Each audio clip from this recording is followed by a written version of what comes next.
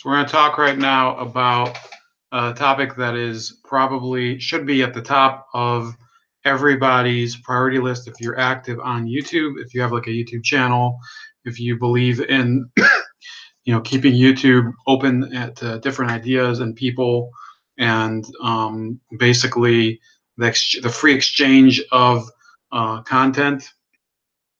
There are two people who have had a weekend where, hi Mad Dodge, by the way. I don't know how long I'll be on, but thanks for tuning in.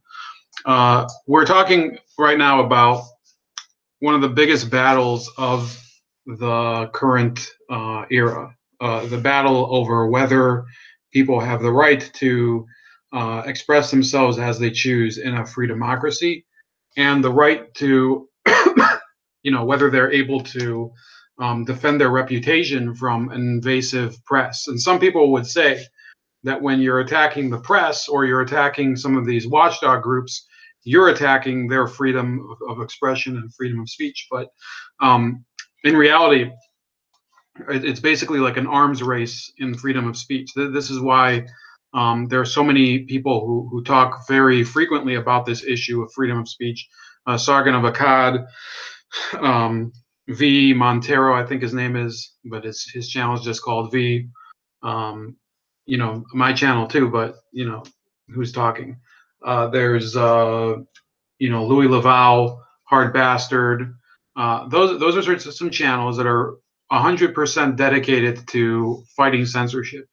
That's why I joined BitChute. By the way, if you're not on BitChute yet, you should check this out. I'm going to try to make it at a length that you can find it on BitChute, because the way things are going, we might not be able to remain on YouTube forever. Those of us that, even if we want to grow on YouTube, those of us that are small channels that want to attract more people, the atmosphere right now makes it seem like it won't even be fun.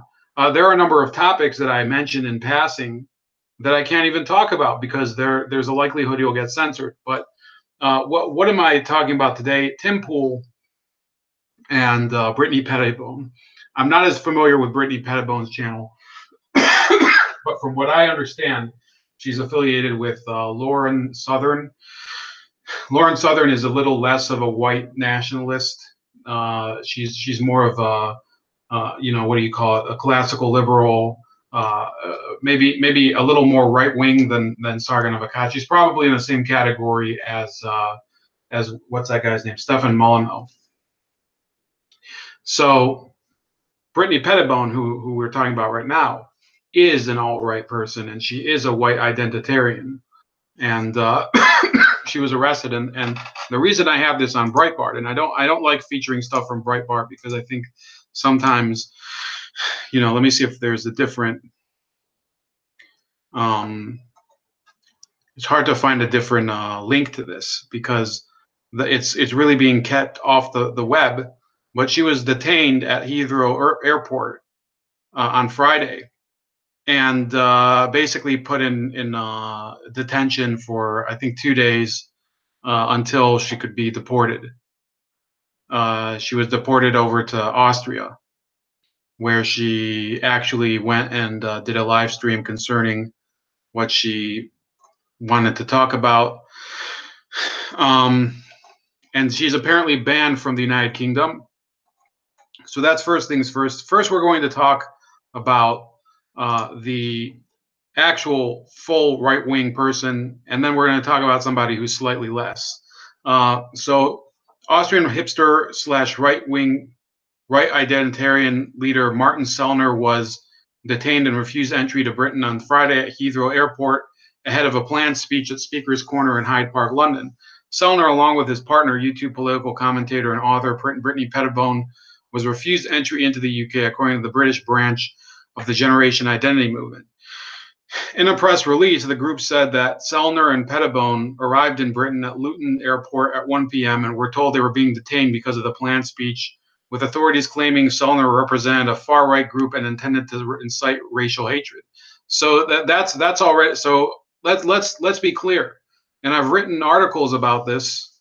I wrote in the Hard News Network that, in my multiculturalism in education being the problem, which is not an all right issue. The issue is that the education itself should be on British Enlightenment values.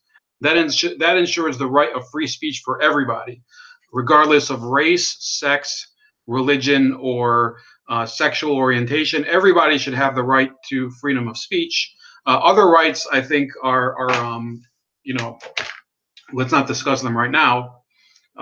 Certain rights are up for debate. However, as far as freedom of speech, that's why in the United States we have a stronger safeguard for freedom of speech than they do in Britain. Are you aware that Amber Rudd, who is the Home Secretary over there, basically has the right to put you in prison for watching alt-right or other classified hate group channels on YouTube? Don't you think that's a bit of an overreach of the arresting authority in a free country, in a free democracy? Well, it's true. She's the Home Secretary of the United Kingdom. That's the equivalent of our Secretary of Homeland Security, who, you know, in our case, I don't even know her name anymore. It used to be John Kelly. But it's a real serious problem, and we have to make sure that that kind of crap doesn't happen here in the United States. Now, I don't even know who this Martin Sellner is. I don't agree. You know, I don't know what his ideas are. So I'm going to assume that I don't agree with his points of view. But the idea that, you know, a racist point of view is unacceptable and you can detain somebody for that is ridiculous. The European Union, which England is still a part of, the UK is still a part of, still allows numerous refugees who are undocumented to come from Africa and the Middle East and cross borders and illegally settle in in its realms, and they're forcing countries to resettle refugees. Okay, but people who, this Martin Sellner is a European citizen. Apparently, he can't travel to another EU country. The UK, by the way, is still part of the EU as of 2018. They're not leaving the EU until as of right now, 2019. So he has the, you know, the open border issue is that's the real key to here. Normally, the people who are in favor of the open border for EU citizens, you know, they would say, yeah, why wouldn't you let him in? But in his case, because he has the wrong point of view, oh, that right is not open to him. You don't think that that's an issue? I think that's a major issue at the moment.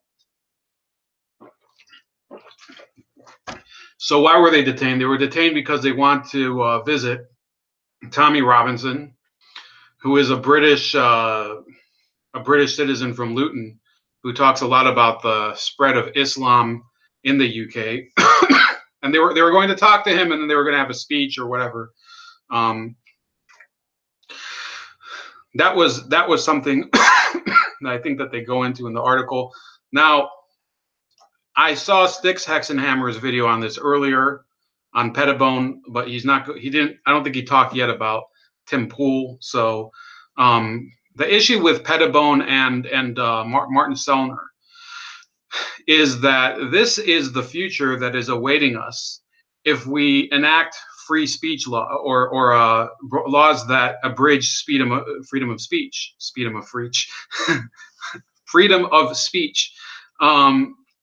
There's a real problem when you start to say, well, certain opinions cannot be sanctioned by law. Now there are issues, for example, if people start to, you know, there's the issue of child sex and portrayal of child sex. If you look at the internet, any sort of portrayal of child sex is illegal at the moment, or it at least gets you flagged by authorities looking for child sex predators. That I have no problem with them keeping. I think that issue, you know, but by the way, those laws, you know, if you're talking about literature like Nabokov's Lolita, that would cover that book too, by the way. So that's an interesting issue. And also, a lot of these child sex predators, the real issue is not censoring what they're talking about. The real issue is that they're protected often by people who have influence, and often they you know, and not to get too far down the rabbit hole, a lot of them happen to be people at crucial junctures of power. Look at the Jimmy Savile case in the United Kingdom. That was a guy, and if you watch the Lionel show, you're familiar with what I'm talking about. That was a guy who was a serious, disgusting child sex predator who was friends with Prince Charles for years, for years. So you don't think that there was some sort of cover up? They're uncovering sex crimes all the time in the UK that have been suppressed for years by police or whatever. But what's really important now, apparently, is to keep this Austrian and his you know far right girlfriend out of the country. Okay, what this is only going to do, by the way, is to increase interest in far right causes in the United Kingdom. It's not going the idea that by limiting their freedom of speech, you're going to remove the threat is ridiculous. By the way, you're actually only going to create a taboo, and people are going to hunker down and turn this into an underground issue. That's a problem with censorship. And like I said, I don't agree with probably a lot of their racial views. I do believe that there's a problem with mass immigration in the UK and throughout Europe. So, to me, this is just an indication of how pathetic and weak the UK's freedom of speech policies are there. Lisa says Sellner just needs to tell the folks at the airport they went for ISIS training and the England would welcome him. Exactly. I could. That's literally the point that's being made. Because at the moment, the United Kingdom is welcoming back, I believe it's hundreds of ISIS recruits that are returning from Syria and Iraq. So, it's time to cut the crap. We should start, and I'm about to get to this. We should start talking about legal class action measures that some of these creators can take to clear their name and deal with deal with these organizations and governments that prohibit their freedom of speech. Or in the UK, what they really should do, they should start a campaign to unseat Amber Rudd, who is the Home Secretary. They should start a campaign against this person who, by the way, is a conservative member of Parliament. Okay, this is a conservative government in the United Kingdom, and they are limiting the freedom of speech of people who believe in conservative values. So those of you that are saying, "Oh, this is just the leftists doing it," well, these really are not technically leftists. These are people who are basically they're just establishment neoconservatives. Okay, if we institute a society across the Western world where freedom of speech and freedom of assembly and the right to bear arms in America, but I would think across the world it should be a right. I would support it. Okay, I can't tell your country what to do, but I would say that in the United States, the right to bear arms is central to the reason why our freedom of speech hasn't been completely destroyed so far. Okay, and it's not like it's safe, but we don't have the problem like in England of people being detained at the airport for wanting to meet Tommy Robinson. By the way, Tommy Robinson assaulted this weekend by Antifa. It's not in the news anywhere in the West. He was assaulted. His female photographer was assaulted. This is after he was assaulted in Italy in a no-go zone. Okay, does anybody care about that? Is that a big enough issue for Americans? Okay. Because if that were to happen, look, it does happen once in a while here. You have Evergreen College.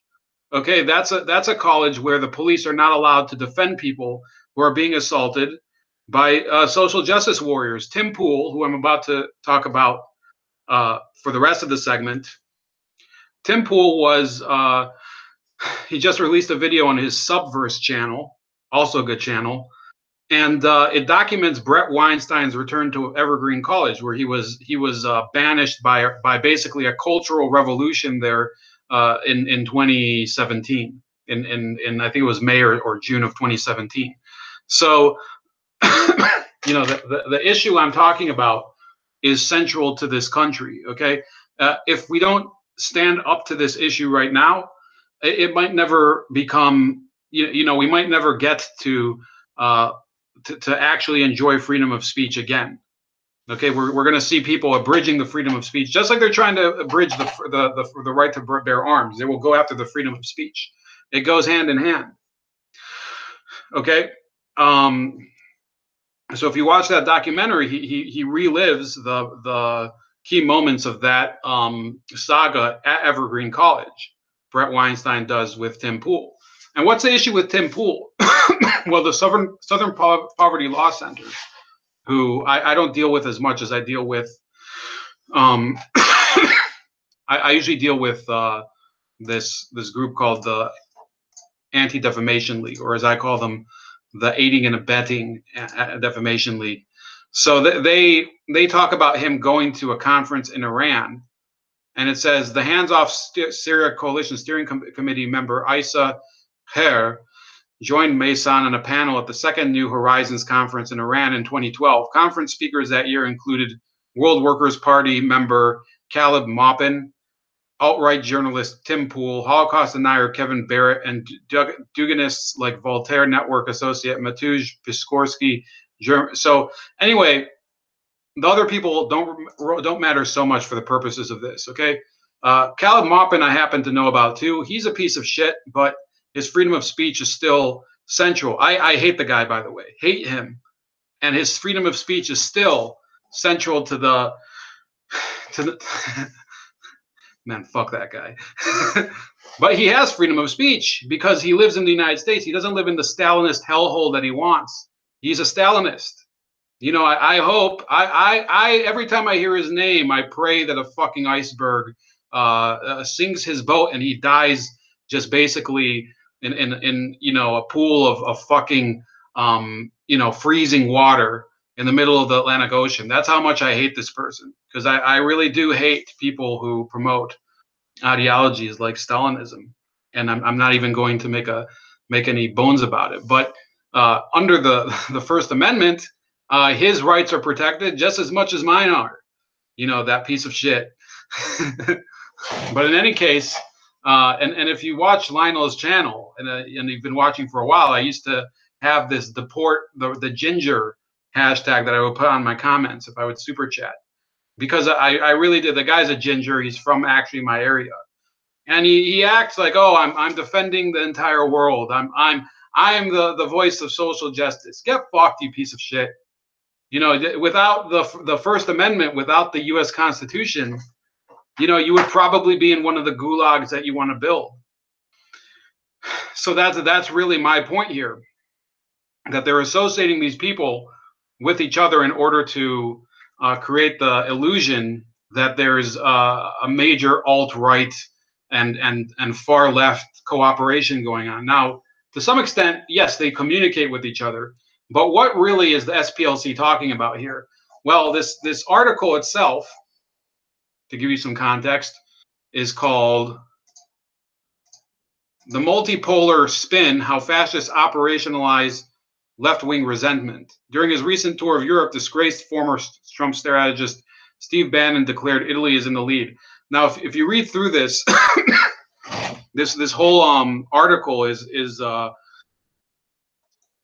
you know, they talk about red and brown polarities. As a recent major report on Socratic networks exposed the modern fascist movement's obsession with geopolitics emerged in force amid the post-Cold War anti-globalization movement. In 2002, a front group formed out of the U.S.-based Workers' World Party, known as the International Action Center, joined forces with the Sisi-based Campo Antiimperialista as Duginists infiltrated the Campo, opening a journal called Eurasia that garnered the influential involvement of Campo participant Constanza Preve. The International Action Center continued. So this is a very hard article for me to read. It's very disjointed. You know, I'm going to focus on really the issue that I think is, you know, they go here and they say, after changing their name to the anti-globalization movement of Russia, you know, they're talking now about the Syria Solidarity movement. So they try to tie about, this is why I really don't want to read through the whole thing, because I won't be able to keep it at a appropriate length of time. Let me see how much time has gone by so far.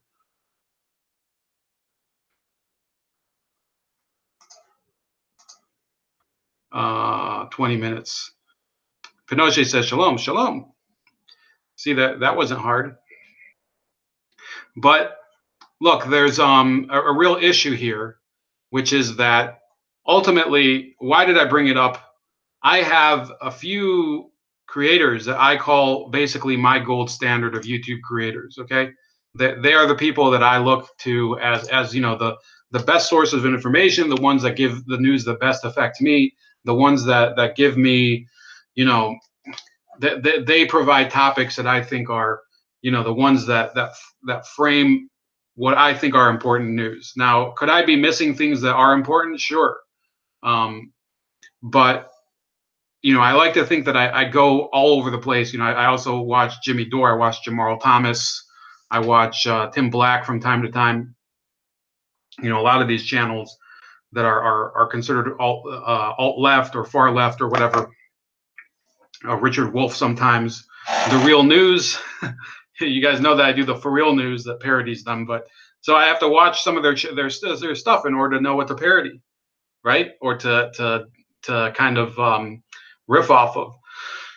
So in any case, Tim Pool is, so let's say I have about 20 to 30 channels that I consider the ones that I'll generally check out, on either a daily or weekly basis. Now, the ones weekly, of course, the Jimmy Dore Show. There would be probably Stefan Molyneux, because his videos are just way too long. There's trying to think. Black Pigeon Speaks. Watch him. So those people are kind of at an intermediate level. There are people that I watch on rare occasions, like Brandon Tatum, and and Derek Grayson or whatever. But who are the gold standard? Who are the people that I don't miss a video, no matter what it is from? Well, you could probably guess Lionel Nation, Sticks, Hex, and Hammer, Anthony Logan. I'd say Tim Pool is right up there. I'd say he's almost, and I think that as opposed to the other people who are opinion people, I view him as really the best example of journalism in the modern era. Somebody he grew. By the way, he did grow up. Had I think a 10th grade education. Ended up becoming involved in the Occupy Wall Street movement. Okay, so he's not coming from the far right. Okay, this is why the SPLC's designation of him as being a danger, because he's an alt-right he's an alt-right guy, is just complete and utter crap.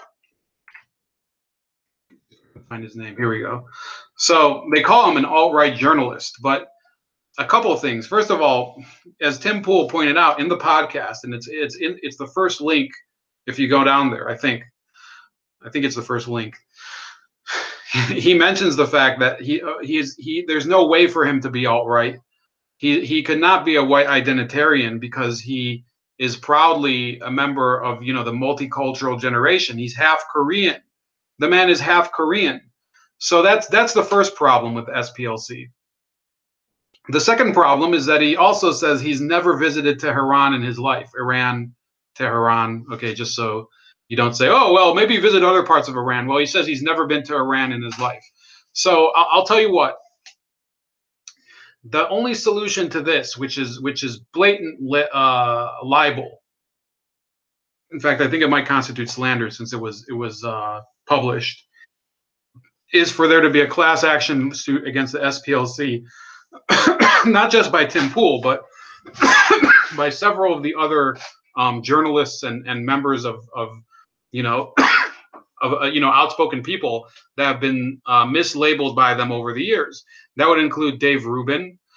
I don't know if he was the SPLC. It might have been the New York Times that mislabeled him. But in any case, Dave Rubin, I think it's only a matter of time before he gets mislabeled by the SPLC. But Majid Nawaz, Ayaan Hirsi Ali, those are two. Ayaan Hirsi Ali is an ex-Muslim. She's been labeled as an Islamophobic hate preacher by the SPLC. This woman is from Somalia. Okay, she underwent female genital mutilation. I almost said mutilation, but female genital mutilation. Okay. Majid Nawaz is a former, I think he was a former Islamic extremist. He wasn't involved in actual terror activities, but he was part of Hizb ut-Tahrir, which is a major recruiting organization for Islamist causes, and kind of a pipeline towards even the further, the further extreme of the Islamic world, which would include Al Qaeda and whatever. So he's a reformed Muslim. What they all have to do is start to band together and sue the SPLC.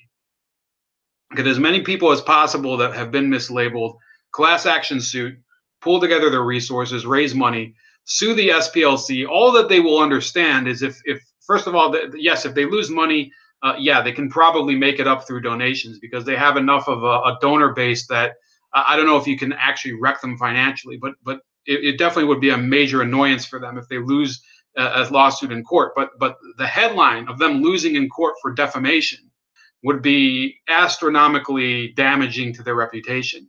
And that's what has to happen. These organizations, the SPLC, the ADL, the NAACP, GLAAD, all this alphabet soup of organizations, they have to feel it in the courts.